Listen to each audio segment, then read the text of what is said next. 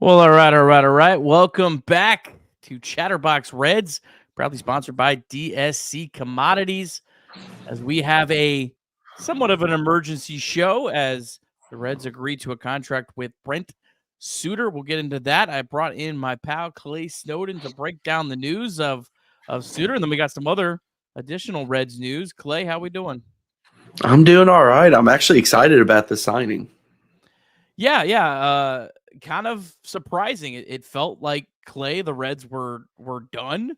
That's at least kind of the vibe that I got, especially like with the Buck Farmer signing. I thought that was the last reliever. It felt like that at the time, but the Reds agreed to a deal today. It feels like the five players agreeing to contracts to avoid arbitration and the signing happening on the same day might have had something to do with each other, where the Reds kind of felt like they had their budget in a more understanding format where they knew kind of what they were spending. They had a little extra, and Suter made sense. He wanted to come here, clearly being a guy that went to Mulder High School. So, do you kind of think that the coincidence of these two things happening on the same day are just that? Or Yeah, I don't think it's a coincidence necessarily. The left-handed reliever market always moves slowly. Those guys typically sign later.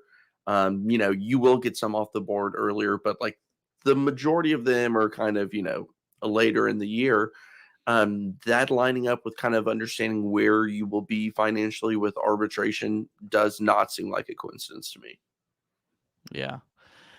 Yeah, I'm with you. So let's talk a little bit about your newest Cincinnati Red, Brent Suter. He's had a solid career. I mean, this is a guy that over the last uh, 5 seasons had an ERA below 3.78. I know some of the more advanced stuff like Stuff Plus doesn't love him. Obviously, a guy that doesn't strike out a lot of batters, that has a fastball of 87 miles an hour, isn't going to necessarily get everybody excited. But this guy's been effective for a long time, Clay. Yeah, and to me, it's Stuff Plus and those models are not perfect because there's going to be outliers and funky things that happen that players who are good will squeeze through. And this is a player who I've been wanting on the Reds for a while now. And you notice lefty bullpen, you think, okay, this guy's just going to come in on occasion and get a lefty out. No, like Brent Suter can go 2 innings for you. I think he went 2 innings, I don't know, maybe 8 or 10 times last year. It felt like he was able to go multiple innings. He can get righties out. What I don't understand, like I get like the past doesn't always predict the future, but in terms of just bullpen guys, it's usually kind of up and down and shaky. Brent Suter's been rock solid. And if you told me, hey, we got this guy with a 3.5 or under ERA pretty much his entire career as a bullpen guy coming to Cincinnati on an inexpensive deal, I'd say great. Well, your next question would be, okay, well, how does Great American Ballpark affect his ERA and other, statistics? Well, it probably won't because he pitches to really soft contact. What is it, like the best in the league? I think it was. Yeah, 84 miles per hour is that average exit velocity. And he actually last year had, I don't know, 200 batted balls, and only I think 32 of them were over 100 miles an hour. Only surrendered 3 home runs. Ground ball pitcher. He had more batted balls under 65 miles an hour than over 100 miles an hour. So induces soft contact. Ground ball pitcher. He's not going to strike everybody out. He's not some, sexy name with the 98 to 100 mile per hour fastball, but he is as solid as it gets. And honestly, like one of the more exciting pickups in my mind. I know it sounds crazy, but like I'm really fired up about this one. Well, one of the moves that maybe makes more sense, like makes the Yeah. most sense out of some of the moves. And I think like the Nick Martinez one, that's the one I really like, that really fits what the Reds need. But for $2.5 million, like even if this doesn't work out, like so what? It's $2.5 million for a guy that's had 5 straight successful season. That's a legitimate major league arm. Even if he regresses some, he's still like his ERA could go up a full like half run, 3/4 of a run, and he's still an above average major league reliever that you're only paying $2.5 million for. That's why I love that they're every it feels like every penny they had on that budget they're using towards this team, and they're just giving this team a lot more options to where if you get into spring training and there's a bunch of injuries, you're really protected at this point. Yeah, and Craig made a point in the chat. It's 7 outings of 2 or more, or of 2 inning ball from last year. What I noticed with a move like this, Nick, is they could have brought in a couple minor league free agents, 3 or 4 guys for that money and just kind of wrote it out. Kind of like I said last time I was on, I thought they'd bring in 3 guys with some experience who are lefties, and we'll just kind of see what happens. What other move here that needs to be noted is the Reds are going to be willing to cut money, like from Yeah. the books, like they did with Will Myers. Like if you talked about Buck Farmer, oh well, they brought him in, they gave him 2 million, or I don't know the number off the top of my head. Okay, well, what's the difference between the league minimum and that contract? That's really the premium that they're paying in order to bring in a guy that they're already familiar with, a guy that they know as a baseline. Here's the floor. So to me, it's kind of a more of an expensive move, but not in a bad way. That Alex Young they just brought back, they could have easily just left him out to dry. No contract, not tendered him one. He comes back for over $1 million. So now you have a few guys in the mix here. And at the end of spring, not everyone will be healthy, but if they are, you're going to be cutting money. And that's okay. Like that's what good teams do. They bring in depth. It's going to cost $2 million. And if you have to bite the bullet at the end of spring because of it, so be it.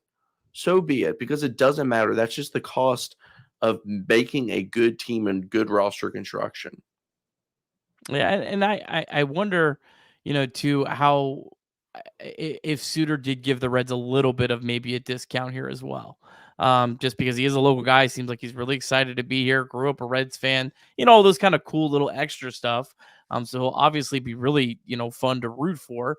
But if his market was, eh, not great, and he's like, yeah, I can hold out for a little bit more, but you know what? Hey, I got a chance to come, pitch for the city I grew up in, at a time when the Reds are really exciting. This is a fun group to join on. Why not? Why not? Take this shot here. But go ahead. Yeah, absolutely. And I'm wanting to double check this before I say anything here, but um, the club option as well is 3.5 million with a 500 buyout. That is like my favorite thing with relief pitchers. Give them the 1 year with the club option. I'd rather, even if it costs a premium, a little bit more for the club option, I will do it. Because if things go south, it doesn't look right. He's 35 years old. Like, all right, we'll take the 500K buyout. But if things go right, you get that club option instead of being automatically locked into a 2-year deal, especially with relief pitchers. But I do think he probably took a discount. I mean, you look around the league, you see plenty of guys with his track record who are lefties getting $4 million. But the other thing is, like, he's awesome. Like, if you just go on YouTube and look him up, like, he has all of these like mic'd up type scenarios, right? Where he has a microphone on and he's hilarious. He's just like every single person on the team gravitates towards him. He cracks all these jokes during stretching. Like he just seems like the type of guy you want in a clubhouse. And that may not seem significant. And a lot of people think that gets overblown. When you spend 180 some odd days with these guys, it's nice if a couple of them can make you laugh. It's nice if a couple of them are, just good guys to be around. So I love that aspect of it as well. Yeah, and before we kind of look at a little bit more of the depth, I did want to get to. We got a super chat. Appreciate you, Mr. Juan. How is Pagan worth 9 million and Suter 3? I think Pagan might have been 8, but I understand the question completely. I mean, it's just as simple as I think Pagan has a much higher ceiling. A guy that can throw upwards of near 100. Pagan could be a legitimate closer. I don't think anyone's expecting Brent Suter to come in and be a dominant closer if things go well with him and his pitches and all those kind of things. But the floor might be actually higher for Suter than Pagan. Is that crazy? No, I think the floor is higher. I mean, if you just look at the track record over the past few years, it wasn't that long ago that Pagan was like, fans were wanting to DFA him from like the Padres and stuff. Like, he's had some ups and downs too. I really think it just comes down to like a lot of lefties, even though he's not like a lefty specialist, like a lot of lefties end up making a little bit less. That's just how it is. And I don't know why. I may be completely wrong with that, but just going off of memory of how it feels like, unless you're a dominant lefty, if you're kind of one of these vet guys who comes in for a few million, like it seems like the lefties always make a little bit less for whatever reason. I would love to know stats on that, but either way, like this bullpen is improved. It's improved since last year. They did not lose anybody of like huge significance on this roster overall, in my opinion. Like Derek Law was the best reliever that we lost. Yeah, and like I like Derek Law. Okay. Like, is Derek Law making this team? Like, maybe so, maybe not. Like, he's probably on that other pitchers list that you have there. I'd probably have him like 5th on that list, right? Yeah. And like this guy was pitched in the back end of games. It did a great job. Don't get me wrong. All the credit in the world to Derek Law for what he did for the Reds last year. But yeah, I mean, that's just how much deeper this team is. And Clay, I'm looking. I wanted to look at early in the season last year because like reliever innings pitch late in the season can be so inflated. Like I'd be like, oh well, the Reds had to have this guy pitching, Margot pitching, like that kind of stuff happens to every team. But just looking at the first half, in the first half of the season last year, the Reds gave 22 innings of relief to Kevin Herget, 14 to River San Martin, 12 and a third to Eduardo Salazar, 11 and 2/3 to Casey Legumina, who we now is, completely AAA depth at this point. So like just the fact that you're so far protected, and hopefully you don't need to use that protection. Hopefully that AAA roster is just absolutely lights out from the pitching standpoint when they have their opening day in April. Yeah, absolutely. And you have another thing about this, and like I'm not predicting this, but I'm just saying it's possible. Like a guy without options like Buck Farmer, like it is possible for them to say, okay, well, we're just going to DFA and hope to get him through waivers. Like it's not impossible to think that that's the case if others are pitching better. Now, of course, health will all come down to it once we cross that bridge. But this is a really good baseball team. I mean, I know that me and you are typically more optimistic than others, but like, where do you look on this roster and say there's this huge glaring hole of cross our fingers and see what happens? I mean, what? Like, I know we had tweeted about it, but like Stuart Fairchild, is that the weakest link? Like, okay, a backup outfielder who's like that's not a huge deal. The Dodgers had that issue going into last year too. Like the Braves didn't have a left fielder. Like this is not uncommon to have a hole. I just love where the team's at right now. Yeah, I mean, the team might not have a ton of bona fide superstars yet. Like, I am a big believer that Hunter Green's going to be that next superstar pitcher. I'm a big believer that Ellie De La Cruz is going to be that superstar hitter. They're not there yet, and I think it's fair to say this team doesn't have, those guys. But there's no holes anywhere, on the entire roster. And yeah, I mean, even if the outfield, like, even if like, Benson and Fairchild both are just really bad early in the year, like you still have like this Blake Dunn and Jacob Hurtubise guys that were incredible in the minor leagues that are kind of forcing their way up to the top right now. So even the spot that may not have the most depth, you also have probably your two most ready position players in the minor leagues play the outfield.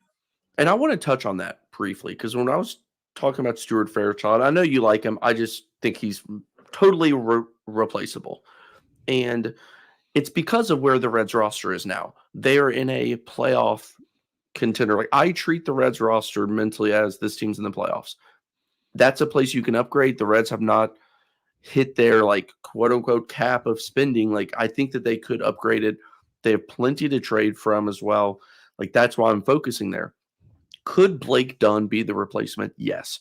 Do I want the fallback option and the only one to be a 15th round draft pick rookie? No. I think he's good. I don't want to put that kind of pressure on him. I don't want to be an injury away from him having to save the day. Reese Hines on the 40-man, 35% strikeout rate. Like, I'm still pumping the brakes, even though he had a 2020 season and broke out in a big way in Double-A. Jacob Hurtubise, holy crap, is his swing. I mean, he was really good last year. I struggled to find it with his swing, but at the end of the day, like, I don't want to rely on rookies as much this year as I was willing to last year. You have assets, you have money that you can at least bring in guys who can compete. I mentioned Jordan Luplow as like a minor league free agent invite. I mentioned Kevin Garlick, like guys who have played in the majors. Now they have their flaws too. There's a reason why they're available. But I just want to see something else there. And I noticed that some people are saying Barrero. I personally just don't want to do that again. I don't want the plan to be Barrero. I just don't. I'd be perfectly fine trading him. I know he's hit well at times, and like, you know, these winter leagues and whatnot. Like, I've just seen that movie too many times that I don't want to rely on it. Could it happen? And could he be good? Yes. I'm not saying he can't. I just don't want to roll the dice again. Yeah, I'm all for, like, if the Reds could go out and get a bona fide outfielder that could fit that replacer Fairchild. I'm all for that. Like, Jorge Soler has always been at the top of my list. I think Tommy Pham makes a lot of sense for this team, as crazy as he is. I don't know how he fits with the clubhouse, and I'm not going to pretend to. I trust that, like, Nick Kroll and the front office has a pulse on that. But just from pure statistical standpoints, he actually would fit really well. I think Adam Duvall, those guys kind of all fit. But I just like Jordan Luplow, Robbie Grossman. I don't see how those guys are for sure better than Stuart Fairchild. Let's not forget, Stuart Fairchild has a career 96 weighted runs created plus. Like, Fairchild may not mash lefties as well as like Grossman has, but Fairchild's not a complete liability against right-handed pitching like guys like Luplow and like Grossman have been. So I'm not. I just want competition. In. I want competition. I mean, you see it. Competition pushes players. Right now, Stuart Fairchild's kind of chilling, thinking like, yeah, I got a spot on this team. Like, it's fine. I don't think he's chilling. Well, I mean, I want somebody who's potentially Blake Dunn's stealing it from him. Blake Dunn's his competition. Jose Barrero might be his competition too. And I think I would be more on the route of, like, if Jordan Luplow, if you get him on a minor league deal. That's what I'm saying, yeah. Okay, I'm sorry. I must have missed that part of it. I would support that. I just, like, if you're bringing in like Robbie Grossman on a major league deal, that to me just doesn't make sense. It's the same idea as, well, depending on the price, like if it's $2 million and you can just DFA him at the end, like it doesn't matter. But we see it each year where these players who kind of fall through the cracks wait and don't sign and want the spring training invite with kind of the under the table contract. Jose Iglesias with the Reds a few years ago, right? Spring training invite. Why didn't he get a deal? Like, there's kind of like an under the table. We don't want to make a 40-man move yet. Bring in those guys. And if it doesn't work out, it doesn't work out. Same thing with Tyler Naquin, right? Like, bring in these guys who have major league experience, let them battle it out in spring and see what happens, so that we don't have to say, all right, here's a rookie, come in and let's just see what happens. Because I know last year it worked out with the rookies. That was like monumentally ridiculous that many rookies clicked. Like, you don't have to go look at your favorite baseball players, like rookie stats compared to what they are. Like, it's usually not better. So to me, it's bring in a couple guys who just have some experience. Randall Grinchek's like the guy I would love. Like, in terms of like inexpensive, if you could get him on a minor league deal, I don't think you could. If you can, amazing. I'd bring him in either way. I mean, he absolutely demolishes lefties. He can play center field. I think his power would play up. Now, his power's kind of disappeared. He turned into like a random singles hitter, but you put him in Great American Ballpark and, like, you know, let him hit against lefties. Like, I think that's a perfectly fine deal. I like Grichuk. I wouldn't be opposed to Grichuk on a major league deal. I think Grichuk has some legitimate upside. I'm still reeling with him because back in 2022, when you and I did the offseason podcast predicting the 2024 Reds, I had him on the team. So I may be trying to cash a ticket with that suggestion, but I still think it fits. I mean, it makes sense. Go look up his numbers against lefties, and those listening would probably be surprised. I mean, it's incredible. I don't know if you really want to pull it up or not, but I can. I was shocked that he was not claimed at the waiver deadline at the end of the year when the Reds got Renfroe and Bader.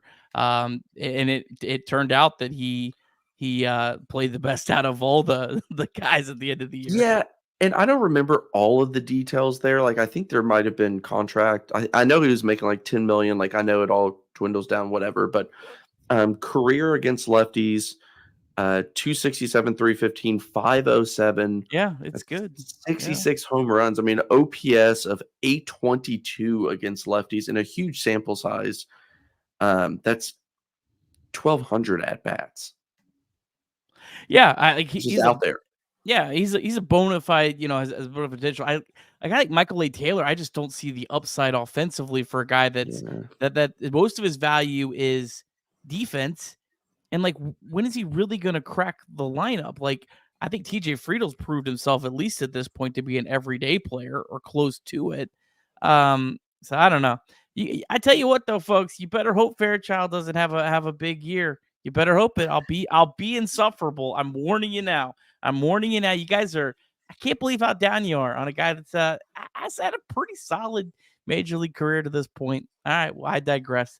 Let's go back to the pitching, because I think this is what a lot of people are I don't know, worried or concerned or whatever about, is where does everything fall? Right now, I would say if the season started tomorrow and magically everyone's healthy, Fernando Cruz or Sam Moll, one of those two would not be on the major league roster, because those are the guys that have options. I don't see, unless Buck Farmer comes to camp and is complete ass, like, I don't see them cutting him. And people can say, well, I can't believe you're putting a lesser pitcher on and sending Fernando Cruz down to AAA. I don't have a problem with that, because it's stockpiling your talent. Yeah. I think that we view AAA for relievers sometimes wrong. I think a lot of big league clubs view AAA as a place where I can put a reliever, I can kind of stockpile him there, I can limit his innings, and I can kind of save him for later in the year, the guys that have options. You see that a lot with the really good teams where they're shipping guys back and forth. But again, you need one injury for Fernando Cruz to be bumped up. You need two injuries for Alex Young to be bumped up, et cetera, et cetera. And I like that they're having the protection. And if it results in a really good pitcher going to AAA, that's what good organizations do. Yeah. Yeah. You don't want to be in a position where you're calling up the random guys. The random guys last year, by the way, are kind of in the organization still, like Buddy Kennedy, and not on this list. So if that says anything, and of course, Ben Lively gave some really important innings to the Reds last year. And of course, he got his major league deal elsewhere. So good for him. But I think that's probably it for like pitching moves, besides just. Yeah, I thought it was already. I mean, unless there's a trade, I don't think that they're going to sign anybody else. Yeah. A trade is possible. I always thought like the lefty could be an addition, just because they only had, Sam Moll and Alex Young. Like San Martin, I don't think he was really going to be much of an option. Well, it is, I don't think he's even going to be a possible option till mid-year. I think he's still recovering from surgery. But it is interesting, though, the three lefties that the Reds have, Moll's the only one that is an actual dominant left-handed pitcher against left-handed batters. Mm-hmm. Suter last year had complete reverse splits. I think the career's more even. Alex Young's also had reverse splits. So Moll's the guy that you're going to want to bring in against the absolute best left-handed batters. But a thing with Brent Suter is he can almost maybe be a guy that can bait other managers into some bad decisions, right? Like they pinch hit for a really good left-handed batter with a lesser right-handed batter for the, the left-right matchup. And Suter is actually, pretty even against both, where you might be able to get some teams to make some bad decisions or some decisions that also help you out later in the game. Suter's just a guy that we saw him in Milwaukee. Like, they bring him in Yeah. the fourth inning sometimes, right? I mean, he's just a guy that's comfortable in different roles. And I love that they're just stockpiling depth, because you never. I feel like last season the Reds really were very blessed with how healthy like Diaz, Sims, Jabot, and Farmer were. Like, Mhm. having your four top guys like last year and Lowell pretty much staying healthy most of the year, that's not really normal. And there's also probably a price that's going to be paid potentially this year for just the fact they all stayed healthy last year. I don't really think they were overused, but like most years, Lucas Sims has only pitched like 30 or 40 innings because he's had to take 2 months off at a time, where you didn't have that last year. So now, if you have a couple of those injuries, you're not having God forbid, sorry, Kevin Herget and his family, you're not having to come up, for 2 weeks at a time and throw 20 something innings in the first half of the season. Yeah. No, I think that you just nailed it. Like, everything you just said was right on spot.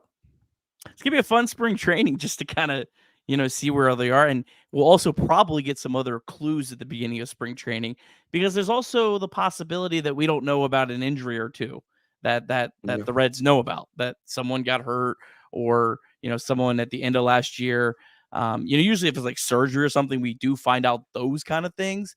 But there could be some guys that they're like, I'm pretty confident he's not going to be ready for opening day. And I'm sure that this list that I have up, I'm sure there's probably at least 5, maybe 10 of them that start the year on the injured list. Am I off on that? That seems to be the history, right? I mean, that seems to be what happens. Yeah.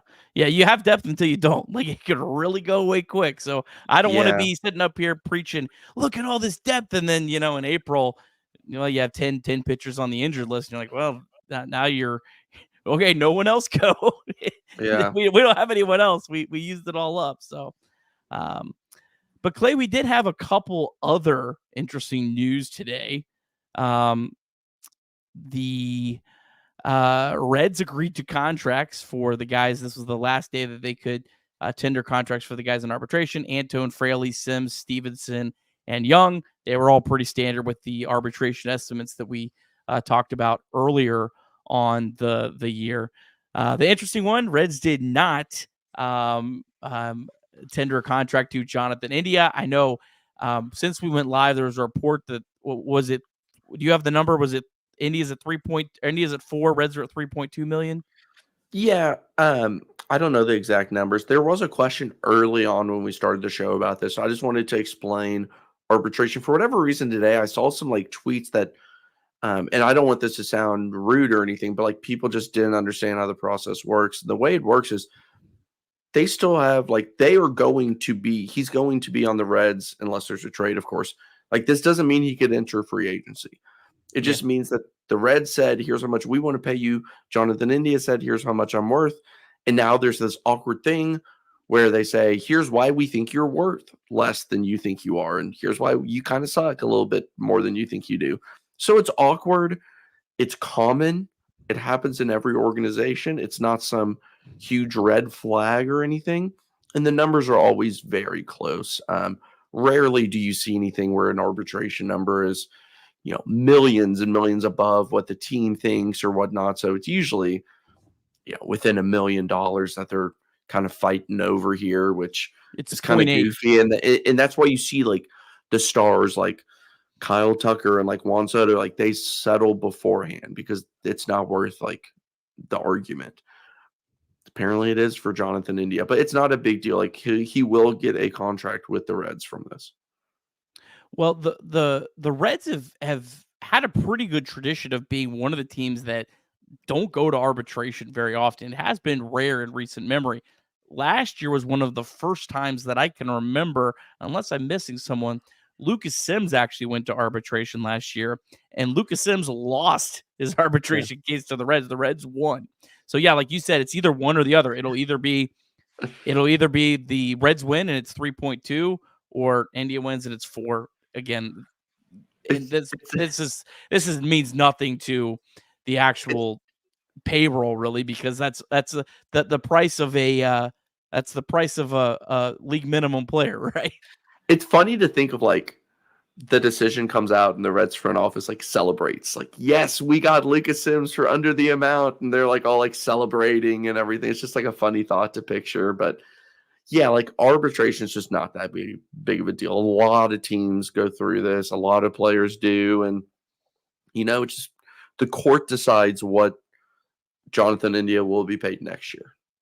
Yeah, and it didn't seem like there was any long-term effects last year on Lucas Sims. Every time I saw him interviewed, he seemed like he was really excited to be a part of this team and all that. So, and oftentimes it is just like a player saying, like, I'm going to try to get this much because I think I have a case. But in reality, like, you can compare notes with other players. Like a lot of times it may even be like they're just trying to get a little extra money, when in reality, in the back of their mind, they may know that they're going to end up just settling in between. Well, and also India has a much different case than everyone else that went to arbitration, because India won the Rookie of the Year. He has that concrete award, and he's had one really, really good year, like a 4-win season, and then 2 kind of, average seasons after that. So his case is much like the case for Jake Fraley is pretty cut forward. You've produced, you were injured this much. Like there's not really a whole lot of variance to it. Whereas India feels like he's worth a lot more than not. And sure, you could say India just settled for the 3.2 million. I get that, but at the same time, like India, if he settles for 3.2 million, when it comes time for him for free agency, it's already kind of a knock on him that he was worth less at that point, at that concrete number. And it also, you typically go on levels in arbitration year to year. It can only go up. Yeah, it can only go up. So like next year, it could be costing him more, and it could have a cumulative effect. So I don't blame Jonathan India. I don't blame the Reds. Like this is just part of it. So if he's at 3.2 this year and has an average year, he may be 3.8 next year. If he's at 3.8 this year, has an average year, he may be at 4.2 next year, right? Like that's kind of what we're trying to say, is it kind of compounds up. And yeah, it is an arbiter that decides that. I don't know if I said judge or something, but I saw that comment. The judge, arbiter. Yeah, we'll see how that plays out. It does kind of just stink that it's another India thing of when the guys had drama. It is what it is. I don't think it's going to have a big impact. And I said, I think on the last show, I tell you, it'd be a pretty cool story if Jonathan India turns out to be a bona fide right fielder for the Reds next year.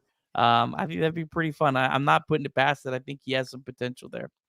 All right. Yeah. Last thing, probably not going to spend a whole lot of time on this, but Reds did announce today. This is a busy Thursday.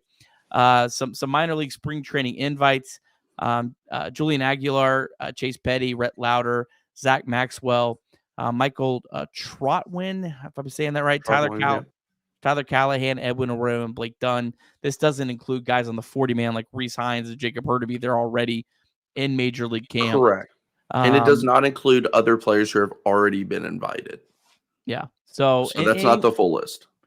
These are pretty cut forward guys. Maybe Edwin Arroyo and Chase Petty are, I'm not going to say a surprise, but they're kind of the lower level guys. But it's cool experience for these guys. Yeah, that's really what you see around the league, is you typically have kind of your invites like Higgins, who's like a backup journeyman catcher for the Reds, who's in training camp. And then you have like, hey, these are some prospects that we like, and we're going to give them an invite to camp. They're probably not going to stay long, but we want to get them that experience, get them around the players, kind of show them the ropes. Every organization does this. So yeah, these are some prospects that they like. And I don't know if it's fair to say it's like, oh, it's like tipping their hand, or, these are the guys that they like more than other guys. I don't necessarily think it is that. A lot of times this is also like players who are going to be needed to be added to the 40-man sooner than later. So it's just additional work with coaches, is additional looks at these players, kind of hands-on. So yeah, there's a lot of different reasons to it. Yeah. All right. Well, let me go through, see if we can find any good questions in the chat before we wrap this up. We were going to stay on too long today. I did just want to make sure we got something up, as another signing here before the weekend from Sean Connor has gotten quite a bit of interesting comments around Chatterbox Sports these days. Question for the host: what percentage are you putting on Noelvi Marte to make the opening day roster if he's not traded? If India's not traded. I mean, I think it's like above 90% if he's healthy. Yeah, I think he's on there too. I don't think that they. I mean, no, I'm not even gonna explain it all. Like I'd put it almost at 100. Like, I just think it's happening. Who gets the boot from the 40 man? Is it finally Martini's time? I know we talked about him last time. Yeah, Maybe Casey Legamina, just because it's another pitcher that you've brought in. I think it's one of those two. Um, I don't. I think Barrero. I think they want to keep him until the last possible second. That would be my guess. It's Legamina or I still think Barrero could Martini. be moved for just some Yeah. random trade for some flyer prospect coming back or whatever. Like, I don't think that's it. It just feels like Jose Barrero is one of those 40-man cuts that ends up being a trade for somebody. Maybe you trade him to the Athletics, who don't have a shortstop and are starting Nick Allen in his 52 WRC plus. Stout, maybe. I would feel like they'd probably have more pride on that one just because he was part of the return for Castillo. Like he's gonna be like kept on as long as possible. I don't really Uh, like Stout. um, yeah, I like Legumin. I liked what I saw. I'm just kind of looking at who's available. Unless they're really down like a guy like Duarte that we don't know about. I'm not down on him, but There- every team has their own internal evaluations about these guys that we just don't know. And that there might be some piece that we don't know about some of them. We're going to see 40-man moves like the Dodgers made today, which that was more than just a 40-man move, but they cleared 2 spots off their 40-man roster by trading away. Will Benson, right, brought over from a similar move, needed to clear a spot. Like, we're going to see some of those moves in Cincinnati for the first time in a while. So buckle up. I'm not saying it's going to happen like this week or anything like that, but like, I would not be surprised if there's going to be some tough decisions and players get moved. Like, maybe they don't want to trade, or this is just the first name that comes to mind, like Reese Hines. Like maybe there's an opportunity where they can improve today and move Reese Hines and then Levi Stout together, whatever it may be. But just keep that in mind. If they were to make a move, think about, okay, what does that do to the 40-man before immediate reactions? Yeah, and it just can't be like let's just trade Jose Barrero. Like it takes two to tango. Like you have to trade someone that someone wants to actually give something up for. So yeah, I mean, I like that. I like your point there, where if they feel like they can get a good return for re-signs without having to DFA someone else, I think it's probably I think it's probably Martini. Yeah, As and I said it last unfortunate as time, it is. someone like that you can get through usually. And if you Yeah, can't, okay, Connor Capel, like we've gone over that, but it's yeah. not a huge loss. Will Blake Dunn be a September call up, or could we see him earlier? I mean, it's health. I mean, I think he's going to be called up to replace an injured player unless he just is on. I don't want to put past him. He's dominated at every level unless he just completely forces his way up. But I mean, we saw some of these numbers at AAA last year, like CES, and that didn't force him up, right? So Mhm. I think it's if there's an injury, if there's a spot for him, that's when you see him up.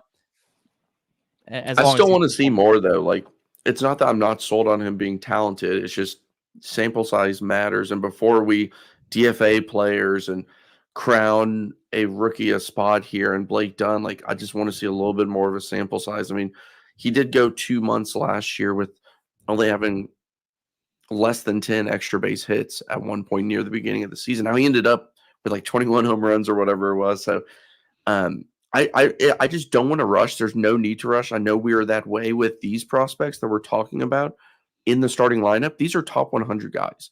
These are guys who have proven it year after year in the minors. Just need a little bit more out of Blake Dunn. It's not saying he's bad. It's just a cautious approach. Randy asks, do you guys believe Barrero shouldn't have the pressure to be the guy anymore? That's entirely possible. He comes up to the big leagues and just kill it.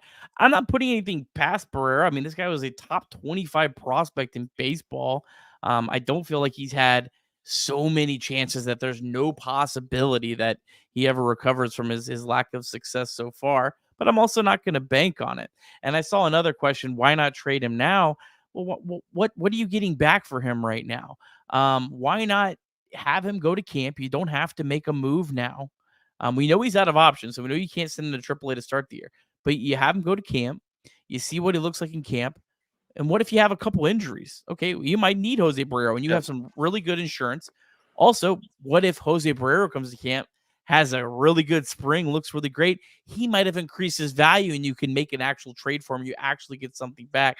I just don't think there's any need to rush a trade for Jose Barrero for a pennies on the dollar return. You've got a Right guy now, like there's Nick players. Martini right now. Yeah, if there's no There's one left, then yeah. there's players on the market that other teams are going to want to take flyers on, like Adalberto Mondesi, who's been injured forever, but like talented. Like, if you're a team that needs a filler shortstop on a rebuilding team, like until he's gone, you don't circle around to Jose Barrero. Like, you go through the free agent options first before you start wheeling and dealing. What players have we not talked about enough this offseason? I feel like Jake Fraley's kind of gone under the radar. I still think Jake Fraley is the Reds' best hitter against right-handed pitching, which we know that's 70% of the pitchers in baseball.